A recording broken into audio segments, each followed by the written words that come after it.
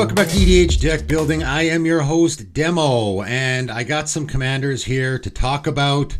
They are secret layer drops, I believe, from the new Dungeons and Dragons movie that I'm sure a lot of people aren't aware of and don't know exist.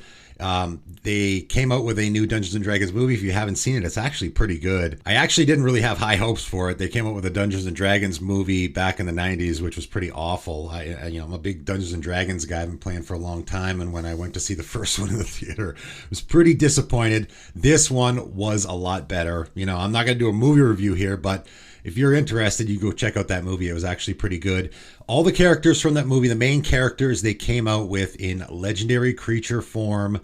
And of course, that means we can use them as commanders. And I know we're getting a whole lot of content right now. I think there's another March in the Machine set, March in the Machine Aftermath coming out right away. Content on top of content on top of content, especially again for commander players, because all this stuff is available for us. But I think it is significant, these cards, and I do need to give them a mention. So let's take a look at them. And we're going to start out with Zinc Paladin Unbroken, 2 white human knight 2/4. Double strike, auras you control have exalted. That's very interesting. I believe this was the character from the movie that used to be a red wizard and then became a paladin. Sort of came to the light side. So 2/4 double strike. Okay, obviously the significant part here is auras you control have exalted. Very, very interesting. You're in mono white. So mono white auras. Not super exciting. I think for me, this is definitely a card that is going to go in the 99 of a lot of decks. I mean, light pause decks, for example. I think probably this is a phenomenal include for a light pause deck. Your auras have exalted, which of course means whenever a creature you control attacks alone, it gets +1/+1 to land a turn for each instance of exalted among permanents you control. So if you have your light pause with 4 auras on it, all those auras have exalted. So your commander is going to get +4/+4 when you attack with it, obviously, right? So I think this is a card that isn't going to see a lot of play as a command. I mean, I don't know how much play this is going to see, period, because it's only being used as a secret layer drop. I don't know if they're going to reprint these. Like typically when they do these, this is sort of the universes within scenario.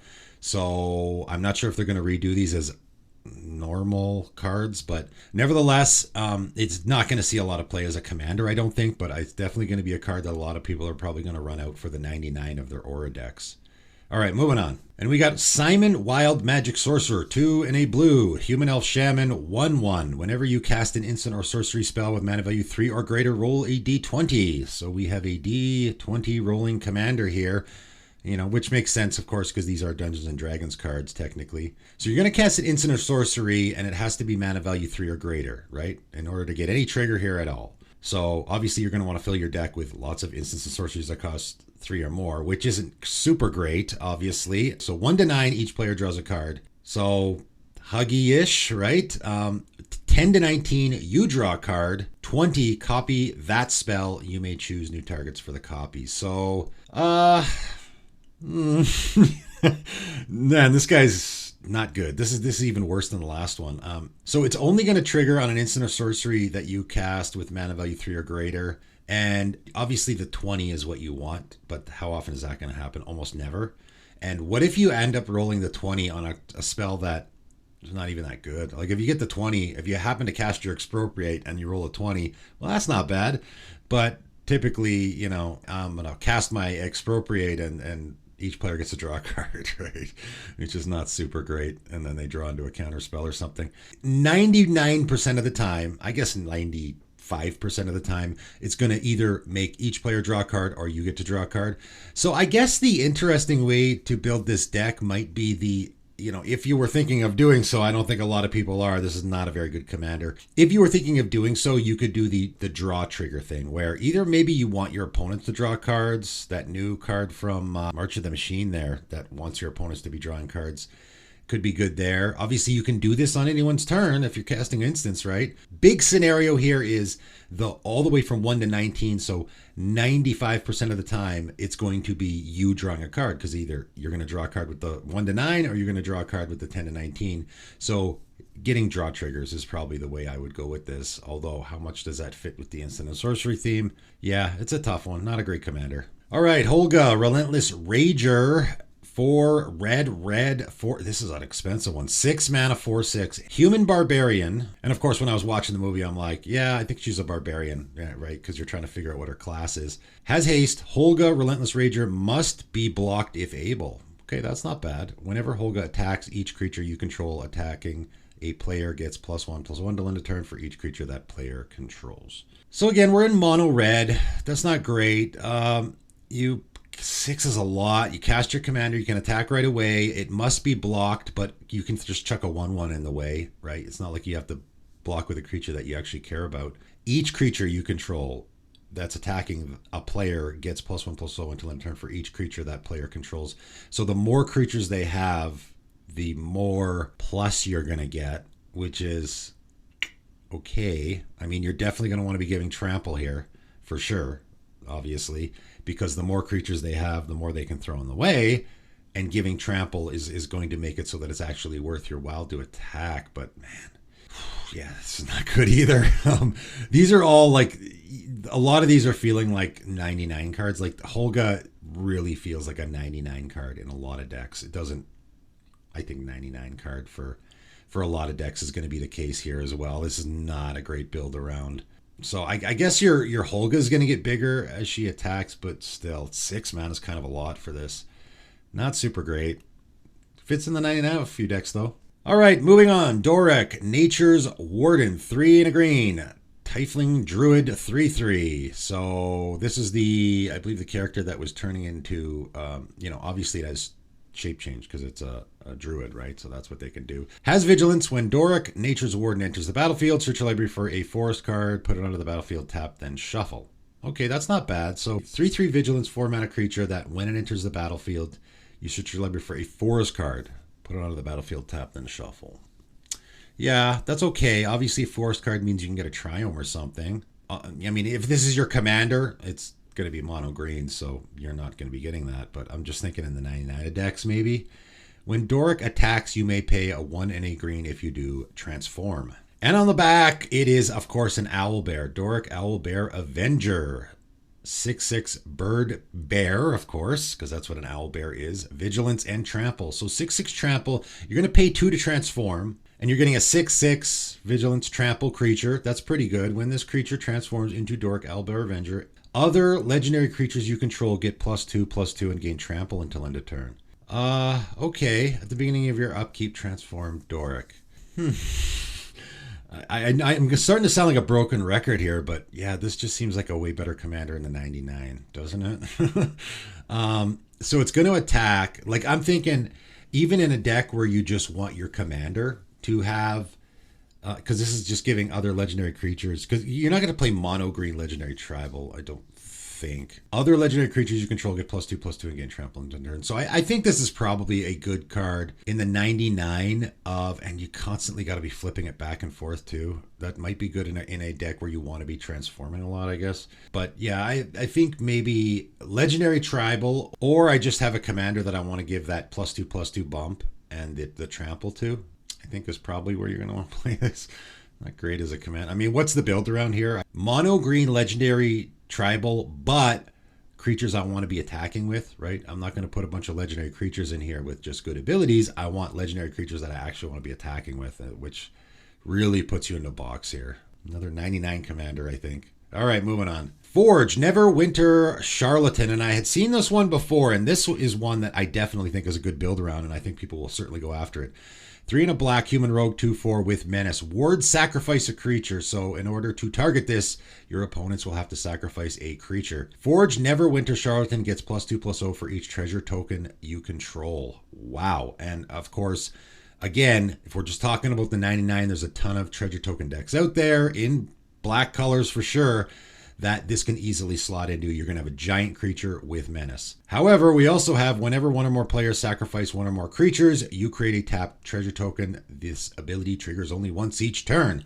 So any opponent or yourself, and obviously if your opponents target your commander, they're going to have to sacrifice a creature, which will then trigger your commander, and then you'll get a tapped treasure token. I like the tapped treasure token thing. I really like that they started doing that to sort of power down treasures, because it was getting a little out of hand with the combo potential and stuff. This only triggers once each turn. However, it works on you as well, right? You can sacrifice one or more creatures. You know what's a really interesting thing you could do here is turn your treasure tokens. I was just thinking this offhand. Turn your treasure tokens into creatures. Now, usually when you turn treasure tokens into creatures, they have power toughness equal to their mana value, which means they'll immediately die. But it would be really neat if you could turn your treasure tokens into creatures that, you know, had a power toughness of 1.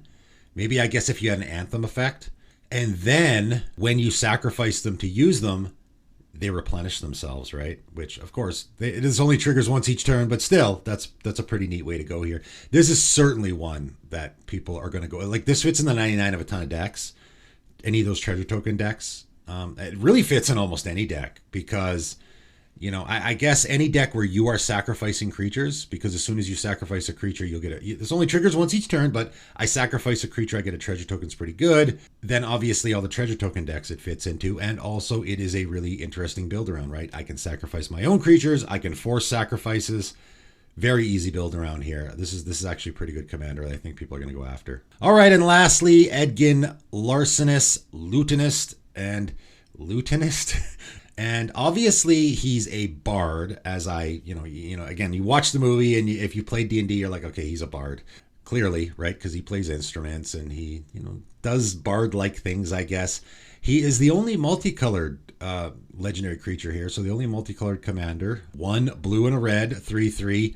Each non-land card in your hand without Foretell has Foretell. Wow, its Foretell cost is equal to its mana cost reduced by 2. So it is a what's that black guy demon? That black demon that does get that basically has this exact ability. Gives your cards Foretell and it's reduced by 2. So that's just that on its own, and that's a card you could stick in any deck. This is again another. If we're talking about the 99.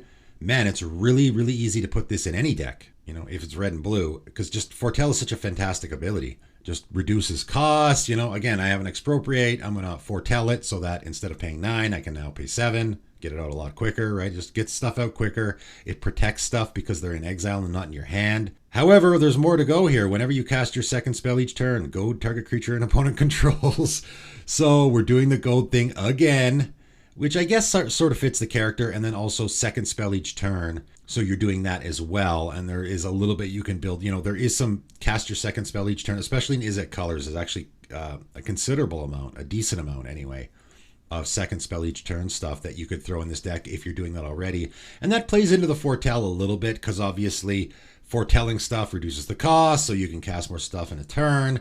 Pretty interesting. The goad is just, it's handy. I don't know if I would build around that too much. Obviously, there is some goad support. You could do that. I mean, it's very open-ended, really open-ended.